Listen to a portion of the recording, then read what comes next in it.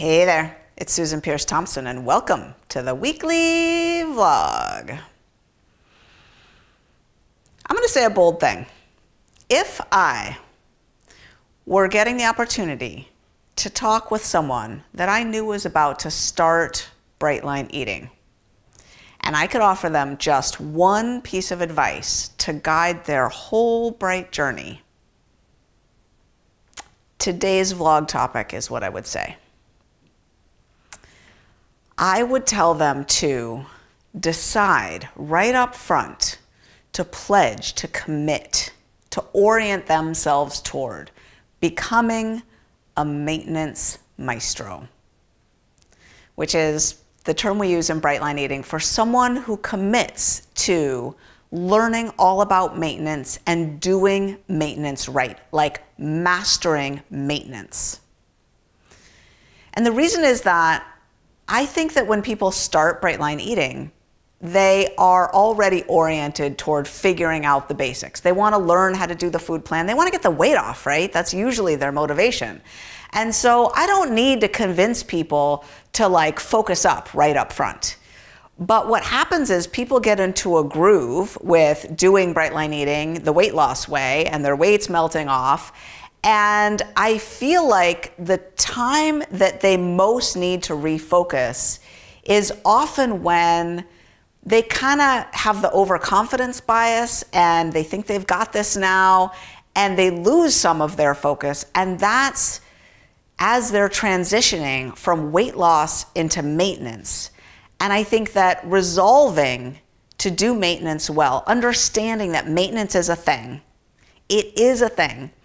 And there is a body now of information in Bright Line Eating about how to do maintenance well, right? We have spent the last year or two absolutely pimping out our offerings on maintenance. They're incredible. They cover it from beginning to end, from the psychology leading up to maintenance, like how do you need to orient yourself to become someone who's going to transition to maintenance well, all the way to exactly what are the nuts and bolts of figuring out your goal weight range, adding food, which is quite an art and a science to land the plane at maintenance, and then what it takes to settle in, like how some people kind of, their weight keeps drifting down for a while, and all that. And then everything about what it is to live at maintenance. Long term, like all the different psychological changes that go into that, all the new life that opens up for you. Maintenance is a thing. There's a whole body of work around it, of how to do it well. And if you start your journey knowing you want to do that, you want to be one of those people who becomes a maintenance maestro, who takes maintenance seriously, then it's kind of like, well, yeah, the weight loss phase is great, and sure, it's exciting to have the scale going down. That's all fabulous. But if you know, I'm really going to be someone who takes maintenance seriously, here's what that involves, right?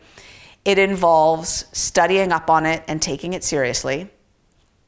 It involves resolving to be someone who's going to just follow the maintenance plan, like just follow the plan around how to do maintenance, which means you're not going to be one of these people that refuses to add food, that just gets so attached to the weight loss way that you don't make any ads, and then you end up in this place that we call maintenance by exception, where you're breaking your bright lines because your body needs more food. It's burned off all its fat already and it needs more food, but you won't give it any more food, so your brain forces you to eat more food, right? That's maintenance by exception. You're making exceptions to your plan and you're transitioning to maintenance de facto by breaking your bright lines and getting more food that way. That's terrible.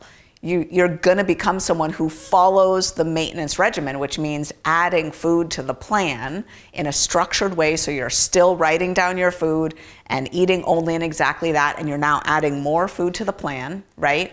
So you're studying up on it and reading all about it. You're doing it by the book. You're really following the way we transition to maintenance in Bright Line Eating. And you're talking to all kinds of people who've been successful in maintenance in Bright Line Eating, because things will crop up. You'll have questions.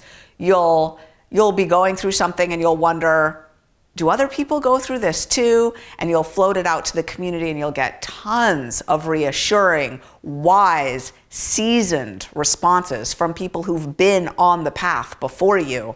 You'll get their help and support. It will make such a difference.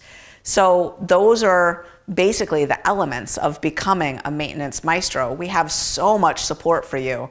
But yeah, I think that if someone were starting Brightline Eating for the first time or returning to Brightline Eating, and they wanted to hear my one piece of advice, it would be resolve right up front to become a maintenance maestro.